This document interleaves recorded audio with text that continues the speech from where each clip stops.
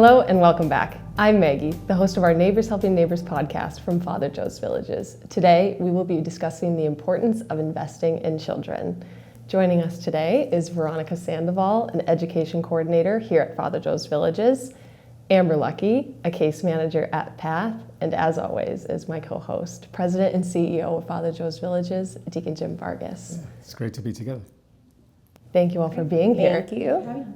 I'd like to go around the room for any new listeners and just take a moment for each of you to introduce yourselves, and we'll start with you, Veronica. Thank you, Maggie. I am the education coordinator at Father Joe's Villages, so I ensure that all of the children at the village are enrolled in school, that all barriers are removed so that they can receive a consistent quality education, and in connection with that, I also facilitate a few programs like Kinder Readiness, the Parent and Child Together time class, alongside tutoring and whatever other partnerships need to happen to make sure that all of our children are receiving their education. And yes. Wonderful. That's a lot. It's a lot. Great. Thank you, Veronica. Amber. Thanks, Maggie. Hi, my name's Amber Lucky. I was a resident of Father Joe's Villages 2018 and 2022 with me and my kids at the Joan Kroc Center. We received many services from therapeutic childcare, such as weekly family bonding nights, to we received services for tutoring and TK readiness. I am currently a homeless outreach rapid response case manager at a nonprofit, PATH, and that is for PATH is People Assisting the Homeless nonprofit. Amazing, Amber. That's great. And you've been there almost 2 weeks now. 2 weeks now. Yeah. That's exciting. Yeah. Really. I'm so proud of you, Amber. Thank you. It's you're great. You're going to talk about your story in a bit, and I love hearing it over and over. I tell your story, by the way, over and over again. I hear. Well, no, I'm really flattered. I always talk to Amanda, and she's always like, "You don't understand how proud a deacon is of you and how much you." I'm like, Well, I hope I do your story justice, because you really Same. are great in how you've been able to overcome so much, and you'll get to share about that. And Father Joe's Villages, yes, the Therapeutic Child Care Center is very much a part of who we are. These kids who come to us academically, emotionally, socially delayed are 4 times more apt to be homeless in adulthood, unless people like Veronica and her team mitigate those circumstances along with the parents of these kids, right? So absolutely important, and that's part of our pillars of care, the Therapeutic Child Care Center. We also have a federally qualified health center with all the medical disciplines. Within it, we have a behavioral health clinic, right? Wonderful work, psychiatric work from our clinicians, as well as substance use disorder, basically a clinic that we have there, and the challenges that go along with that, and the support that we give to those who suffer from substance use challenges. And then we also have our dental clinic. And then we move on to employment, and we have employment and education, right, as well. And Amber will talk about that because she experienced the services there. And then, of course, we have hundreds of shelter beds, day in and day out, take people off the streets and start applying the services that they need, the wraparound support, in order to bring them to self-sufficiency, and we build housing, right? And it's incredible, the support of the community. Most recently, City Council voted unanimously to have us build affordable housing at 1401 Imperial, the corner of Imperial and 14th Street. Very exciting. And we're going to adaptively reuse the base that's there of 3 stories. We're going to put a 15-story skyrise on top of it, 164 homes, taking more than 200 people off the streets or keeping them from falling onto the streets. This is what we do, and that breaks the cycle of homelessness. So we do all this with the support of the community. Right, that's what it's all about, right? Community, day in and day out, supports us in many ways, and we'll talk about how the community can get involved towards the end as well. So, anyway, that's a run through of who we are as a whole, as a Father Joe's Villages community. Yeah, thank you all. It has to be comprehensive, right? It's not just about one thing. We have to give care in a lot of ways. And before we talk about the care that we provide at Father Joe's Villages, Deacon, I want to come back to you. I want you to set the stage for me. Recently, the RTFH conducted the point-in-time count, and we received those numbers this week, actually. Can you tell our audience a little bit about what does it look like on the streets right now, and specifically as it relates to youth and homelessness? Okay, absolutely, thank you, and I appreciate that. As compared to last year, the numbers have come down, the overall numbers in the county have come down by 7%. So this is encouraging news. Last year, the count was over 10,600. The most recent count is a little over 9,900. Still a lot of people who are suffering from homelessness, but it's come down 7%. Great news. Number of families that have been inching up constantly over the last few years, this year dropped as well, right? The number of veterans dropped as well. This is all good news. That doesn't mean it's time to go home and there's nothing more to be done.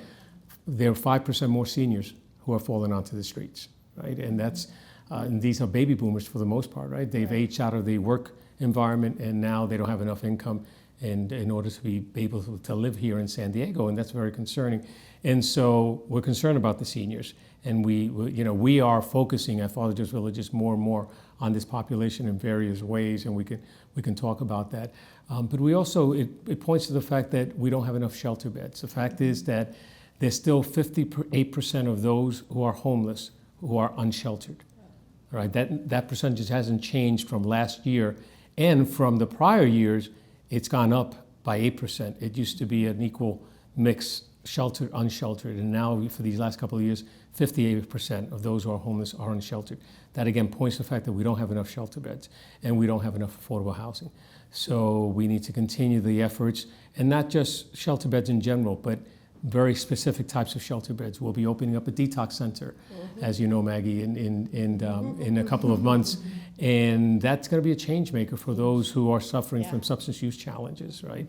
We'll be able to help them off the streets, this intense 14-day inpatient program, and then they'll have recovery beds and sober living beds in which to continue their recovery.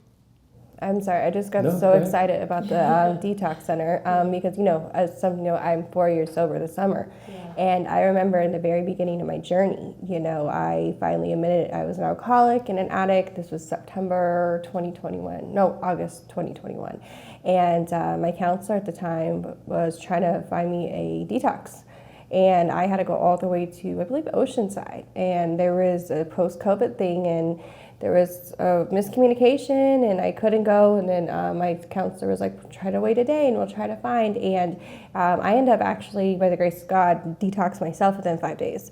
But that's not how it always goes. And detox centers, surprisingly enough, are not very easy as to come by as you would think. And one thing I do know about recovery and addiction, people ask me a lot, oh, what's the secret to recovery? What's the secret to getting, right and getting well? Well, the secret is, there's no secret. What it is you have to be sick and tired of being sick and tired. And when that person is ready, when that person is ready is only when it's going to work. I recently met an 83-year-old woman in a meeting, a self-help meeting a few months ago. In our meetings, we usually say in the beginning, a host will say, does anybody want to recognize themselves as newcomers? A newcomer defines himself as a person who has been sober within 30 days.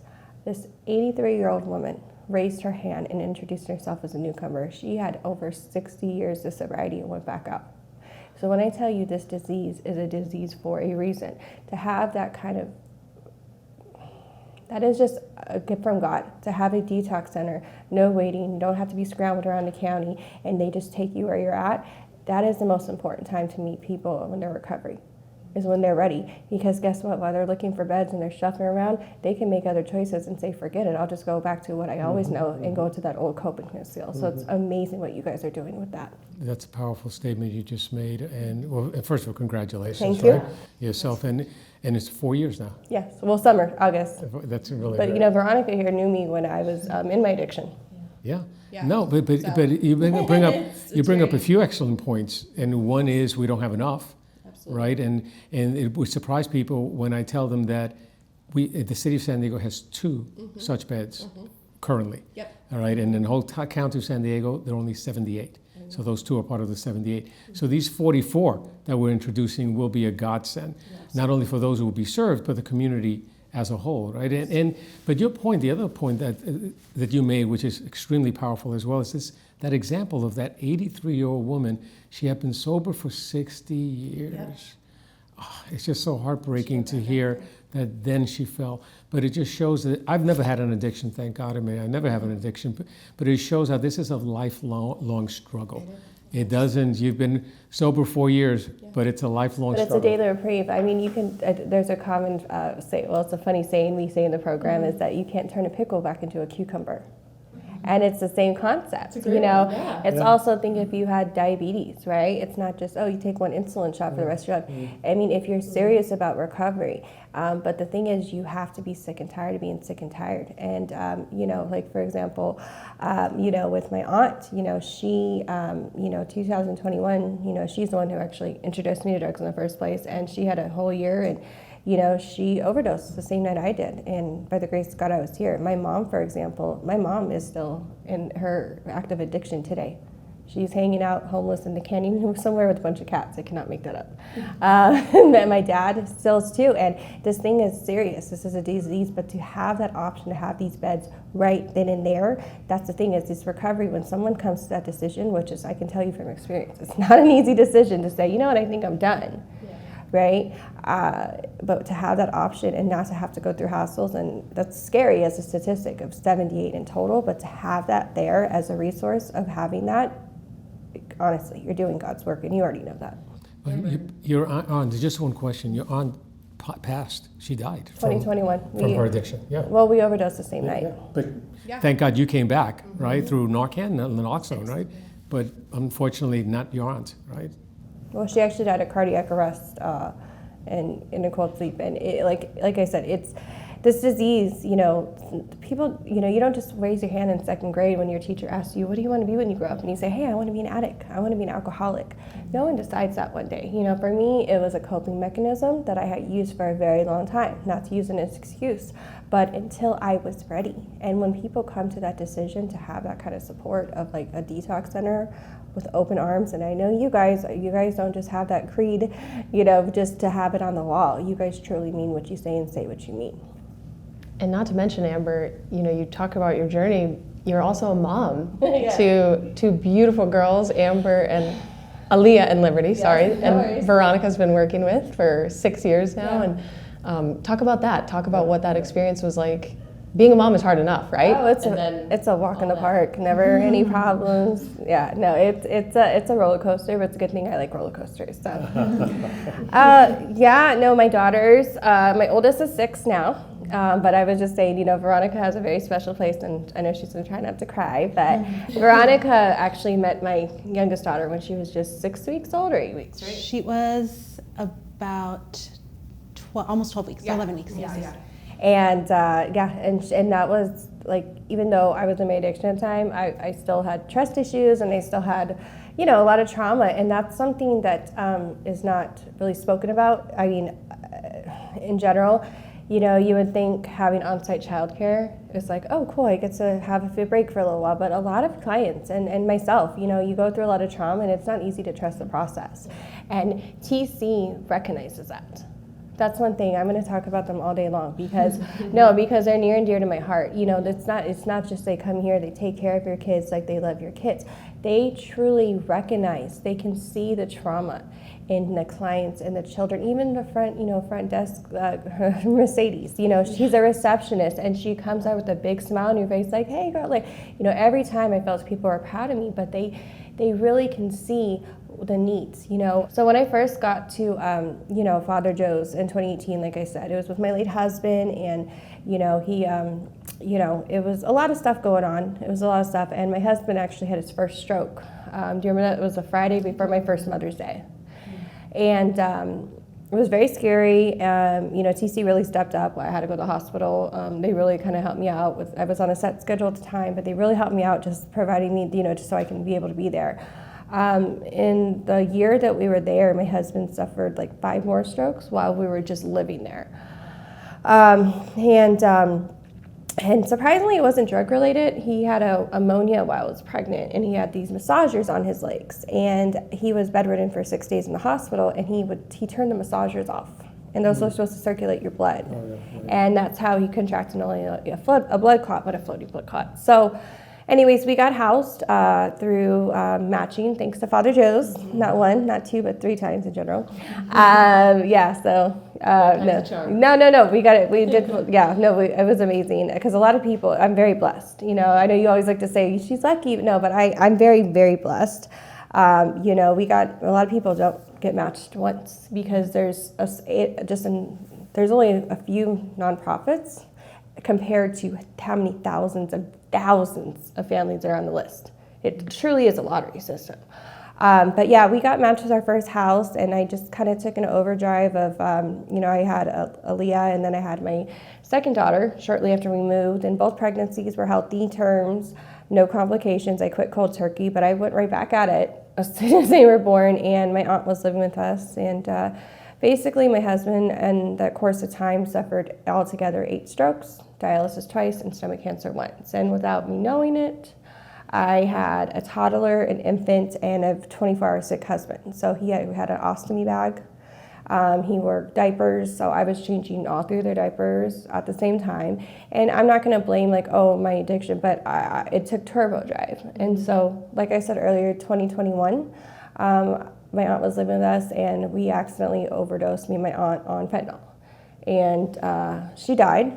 And I didn't, and I kind of took that as a sign, as God was just kind of telling me to get my stuff together, because I was technically dead. And a week later, CPS got involved, and that was hard for me because I grew up in foster care from 8 to 18. So I would always tell myself as a young kid, my parents suck, right? But I have front row seats of what not to do. I couldn't tell you how many times I would say, oh, when I have a kid, I'm never going to do drugs. I'm never going to do this. And it was hard to fathom.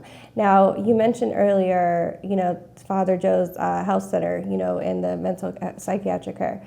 So I remember when it first hit me, when my kids got taken away, and I called Mark Stevenson, my therapist, and I was crying, and he rallied and got Dr. Carrera involved, and they really, really, really rallied around me as a supportive plan, and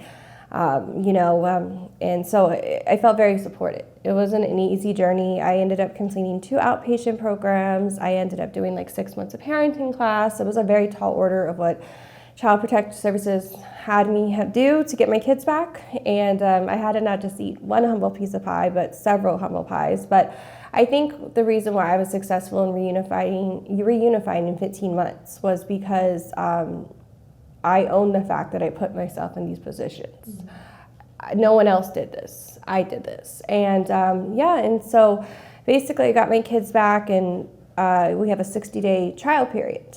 And as long as you don't basically break them or do anything that, and that time, they set a court date for 6 months past. And I was probably 2 weeks in my 60-day trial, and I got a pay or quit notice.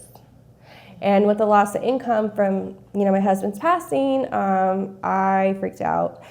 Long story short, I was consistent, Father Joe's, and just hey, I went there. They told me to call every week. I went in person every week. I did everything I could do. And, Father Joe's, as you know, you guys got us in the day before the sheriffs were going to come knocking. And I still remember that first night was the first time I was able to lay my head down and just kind of breathe.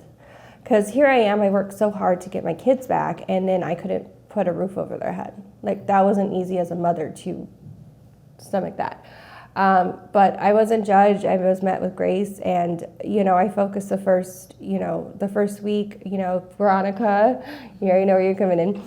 Veronica, she got me in, and she connected me with Christy Drake, who's a homeless liaison with the San Diego Unified School District, and I didn't know what I was doing. I had my kids. My oldest kid was school age at the time. I didn't know how to enroll. I didn't know any of this. And she helped me get in contact with Christy. Christy not only helped me enroll Aaliyah to a preschool, but also got her a school bus. And that was a pretty big deal for a 4-year-old at the time. Picked her up from the shelter. And it really also helped early on as well, because it helped with that routine. As a single mom, I'm working, and there has to be some accountability on their little end. So they got the school bus. They got Liberty in for those few hours, and I just focused a lot of that time on my recovery. I did a lot of Zoom meetings, and I got really well. So, yeah. That's amazing. It is amazing. Mm-hmm. And Veronica, so tell us, these 2 little girls that are cherished all around by you as well. Tell us about them and how you help them, and just in general. There's so much that goes into therapeutic childcare. Yes. So I met Amber and Aaliyah, who's her oldest. She's 6 now. In 2019, and she was just an infant. She was about 11 weeks old, and I remember she was in our classroom, and we like Amber said, we ensure that we cater to every individual child because every child is going through their own story, their own trauma. So we were careful to build a relationship with Amber and a relationship with Aaliyah and make sure that we were constantly checking if she was meeting her milestone so that we could ensure that she got there and that we were connecting and being honest and having open communication with Amber so that she could come to us with concerns and we could help Aaliyah reach her developmental potential. And so that was when she was a baby and we saw her making progress, building that rapport, and that was amazing. And then when she came back, I still remember the day. I think of meeting Amber twice almost. Meeting her in 2019 when, like she said, when she was still amazing and still sunshine. When she walks in the room, very friendly all the time. But I met her with Billy, her late husband, and with Aaliyah. And then when she came back in 22, sorry. When she came back in 2022, she had Liberty and she had Aaliyah. And I still remember the day that she walked in to the lobby in TC and we made eye contact and, you know, we recognized each other. And I remember seeing her face and I just felt like, okay, she is in love with her daughters and she's here because she wants to do what's best for them and do what's best for her, and she's ready to utilize all of her resources to make sure they get there. And so then the kiddos I helped with Aaliyah to make sure that she was enrolled in school, all barriers were removed, like she said. I've also made some amazing partnerships with the San Diego Unified School District, San Diego County of Education, San Diego Regional Center. So they come on site and I'm able to connect them with the clients, like with Amber. But in my case, it was actually really cool because I was still actually technically CPS involved at the time. I was at the end of my closing case, and I am a big fan of services because when I was in foster care, I sort of fell through the cracks because I was an outward fire starter or I wasn't acting out in ways, but I didn't even know I had this unresolved trauma, and so I sort of fell through the cracks service-wise while I was in foster care. So I'm a big fan just because I have my kids back. I saw the progress, and you know, I think Liberty had infant ed at the time. Occupational therapy and speech therapy, and Aaliyah did too. And I had a home currently where I was doing these services with these home visits, and I reached out to Veronica and I was like, hey, not only do I have to do this, but I want to do this. And she actually made it available a therapy room for me. And we had these off-site people come, and you know, it was a whole deal. I mean, Veronica didn't exactly. It wasn't easy, and you know, because the security at Father Joe's to really take their job seriously, and that's one thing is I feel very safe and protected because they don't care if it's a pretty face or not. They're like, who are you? Why are you here? And that was a whole deal. You remember? Vouch for you. Yes, no, but yeah, and then also School on Wheels. Yeah. Yeah, Veronica also put me on, when my daughter was in preschool, she recognized those. Virtual tutoring. Yes, and School on Wheels, it was virtual tutoring, and they work a lot with homeless families, and they sent out a tablet and they sent out a hotspot, and my daughter, she was able to do tutoring. I'm like, I want to just get her prepared for, kindergarten or UTK, and actually Aaliyah, to this day, she still has the same tutor. She's been doing it for 2.5 years now, and Liberty just enrolled over the summer. And one of the cool perks about the School on Wheels is every 3 months they do scholarship programs where you have to apply for a scholarship, but it's up to $500 per kid for extracurricular activities, which is amazing for me because, actually in ballet they have a recital 2 weeks. No, but that's one thing. Yeah, and it's all because, of Veronica and her connections, but like she said, I was ready this time. And like I said, she's not going to do justice of the fact of how much they care. You can't explain how much they care. Where, like I said, when I first went there, I didn't know what a milestone was. So I had to Google it. I'm like, what's a milestone? And I'm saving face. And then but I learned. Also too, the first time around, you helped me get connected with one of the therapists. My late husband did marriage counseling as well, which is for the family. So it's play therapy. We did the second time around with, a really trusted therapist, and Terry Hightower was leaving, and I'm like, oh no, she's retiring, and it wasn't easy, but I met this really amazing other therapist, and I probably spent the first 2 sessions just like explaining myself, like, okay, I know that I was in foster care and I almost died, but I'm 4 years sober now, but it was a really safe place, and now actually my both my daughters to this day do play therapy, and the only reason why I'm allowed, like they go with their therapist, and I wait in the lobby. But the only reason I'm able to do that is because of the trust that I had with the therapist the last time around in 2022, and she made it a safe space for me. So then I was able to, trust, and it worked and helped a lot, and it's helped with them too. That's really great. And Veronica, we have a new program at We do. We have just onboarded a new staff member, Menina. She's amazing. And she's the new child development family literacy facilitator. So she focuses on literacy with all of the kiddos, specifically 0 to 5, but works with all of the children as well, school-age children, teens if they need it as well.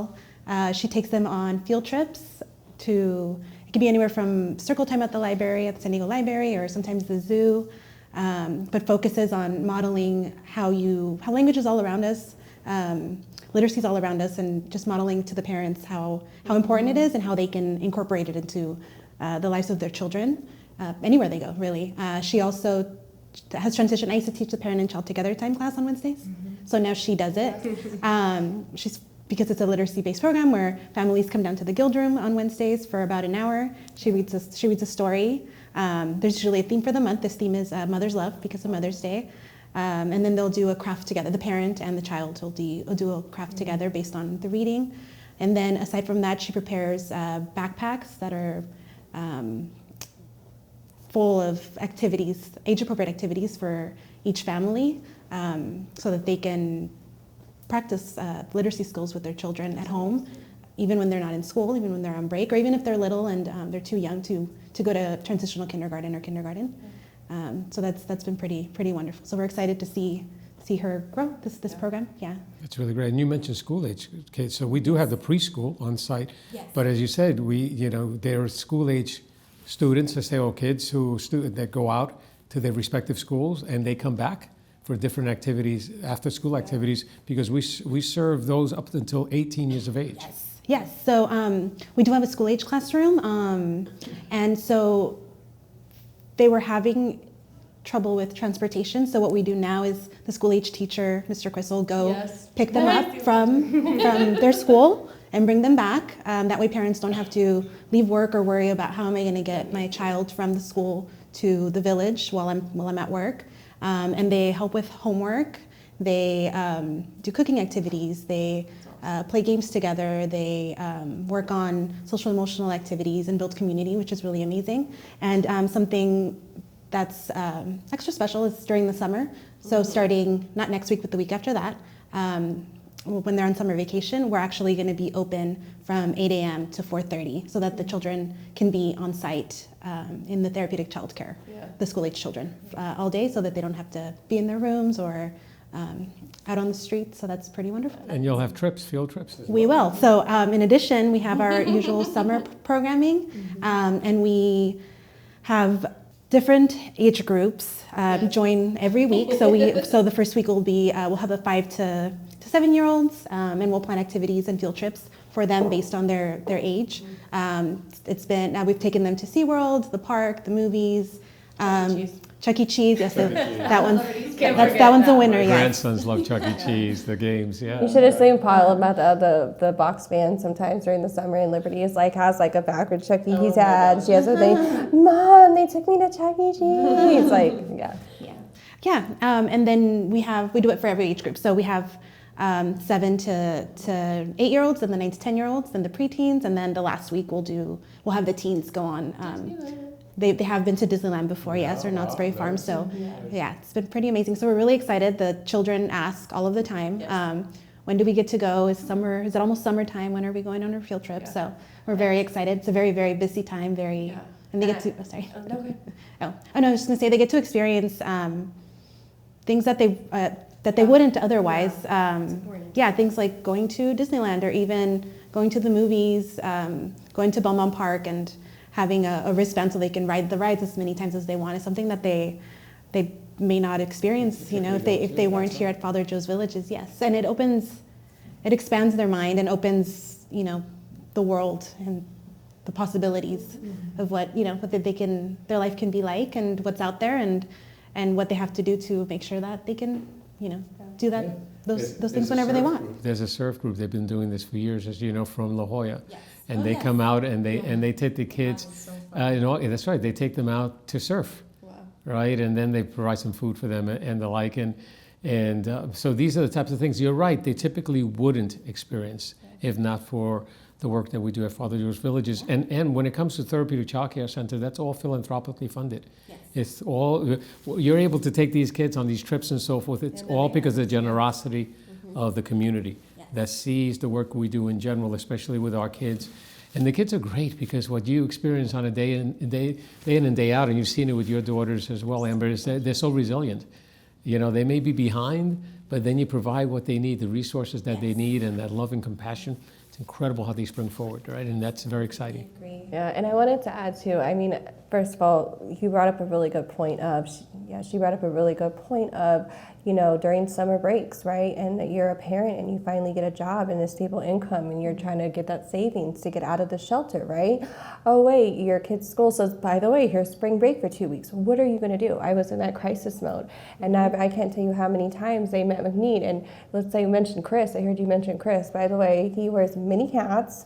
He taught me, you know, he helped me potty train my youngest daughter in 6 days from a potty contract. Really? But one thing I will say is it made me accountable as well, because one of the stipulations was, hey, you need to sign this contract. We go over it together, and I learned a whole lot. It was discipline on my end too, but also too, you forgot to mention about Chris. Another thing he does is during the summer camp, my girls came back with very beautiful manicured nails. And Mr. Chris is also a wonderful manicurist, by the way. Yes, that was one of the things, and he had little hair clips in his hair. Yeah, no, but honestly, it's amazing. Fully in character. Oh yeah. That's great. A jack of all trades. Yeah, they loved it. Thank you, Amber, so much. It's not easy to share your story the way you do, and we just appreciate your vulnerability every time you're willing to come out and share. Yeah. Deacon, I want to finish with you. Something Veronica and Amber mentioned actually was milestones and working with kids, and I think it's important to end on a note. We talk a lot about how we tailor our care to meet the moment, like Amber said, when someone's ready. And specifically with children too, we serve a lot of age groups, and why is it important to not have success look the same for every child? Oh, because every child is different and unique. And it's the same for adults, right? We don't define success the same for each and every single adult. Every adult is different. So whether it's the kids or the adults who come to us, it's not a cookie cutter approach that we take. We get to know Amber, we get to know her children, and each and every single one who we serve, we're blessed to serve. What are the needs in this particular case? And we do it for two primary reasons, and then many others, I'm sure, but two primary reasons. One, because we want to be most effective in the lives of the individuals who we're supporting at any given time, and also because we want to be as efficient with the dollars, the precious dollars that we have, right? So that if you're not really applying the exact resources that are necessary, you're wasting dollars unnecessarily, right? So it's not a matter of applying too many resources that are not necessary or not enough. We strike the balance as what exactly is needed at this point in time with this child as an example. How can we truly help this child out of his or her circumstances? And that's why Amber experiences the result, the success that she has with her children and with herself, right? That's what it's all about. And, you know, we have within this whole array of services to children, we have our St. Margaret Crotona Harbor, and that's for individuals who are women who are pregnant and on the streets, and sometimes they have another child in tow, maybe two other children in tow, and how difficult it is to be on the streets in general, especially for a woman, and then to be pregnant and have children. So this is a program that we have for these women and their unborns at that point, right? And we help them. We help them prenatally. We help them postnatally. In the 2 years that we've had this program, we've had a dozen children born to a woman from there, right? How wonderful that we're able to do that. And that's, by the way, through the generosity of Cristiano and Adriana Alman, who are just such great believers in the work that we do, and we're heavy laden in their hearts as it relates to these women on the streets, these pregnant women, and they reached out, wanted to know that if they funded something like this, would we want to start a program, and I jumped on it immediately. And actually 13, because you guys got me off the streets when I was 6 months pregnant with Aaliyah. That's right, And got us that's into right. single side, and you guys set me up with Father Joe's Healthcare for prenatal care. And that's why Father Joe's Healthcare is a second family to us, because I can point to the baby weight monitor that my daughter was on. And that's one thing, is you didn't judge me on how bad my teeth looked or what this. You just saw a mother that, even though I had my husband, and I didn't know what it was doing. And you guys guided me and helped me, so. Yeah, that's what it's all about. So I thank you, Veronica, for you and your team and what you do there. And Amber, keep at it, Amber. Let us know how you're doing. Well, I wanted to say a quick announcement, actually, if it's okay. Please. Sure. So I was really inspired. Okay, so I spoke at the gala and I shared my story, and it's always a pleasure, to share my story, and to get back, and to also to publicly thank people that has helped my journey, so to you guys and everything. But I was really flabbergasted after I gave my speech at the gala, because I know they were doing an auction, but I wasn't I'm like, okay, and anyways, you remember I went straight to Veronica's table after my speech, and I was like, I'm going to represent you guys. Like, no, I kept pointing them out. And then within a second, the DJ's like, oh, does anybody want to do a 75,000 paddle, and I can't tell, more than 5 went up. And I was like, I looked at Emily from Philanthropy, I was like, did I do that? And she's like, yeah. And that really was I'm just, all I could think about is how many families are going to be helped with that. Just how many families. So anyways, I've been, for a long time, people have been saying oh, you should write a motivational book and like that.